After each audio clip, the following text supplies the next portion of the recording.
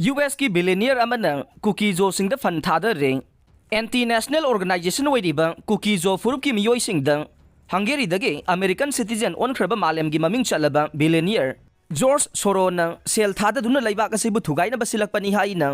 Indian Security Research Group ISRG gi member oibada natana ex-row officer NK Sut na phongdokre wapam asi ex-row officer NK Sut ki oiba akhanaba interview amada phongdokhibanai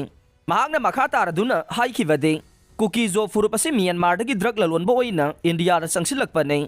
hairiba furup asigi miyoising asina paksana drug ki karbar tawduna lairakliba se malem gi thakta sel paidaba Hungary dagi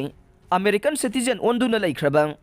Billionaire George Soros chahi marfu dragani thoina chawna drug ki karbar da funding tawbanai hairiba miyoi asina anti-national organization singda fund thada duna maki oiba personal fund kaya ama lona thumna khomgat na bohona ba misakne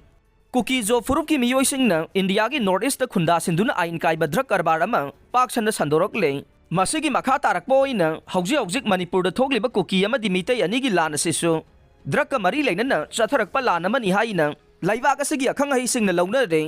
asigumba lana sida mathau habliba George Soros ase Christian missionary gi mingda Thailand Britain gi bank sing nong mada thugai ba ngamkhiba singthana ba yarba senjau paiba mane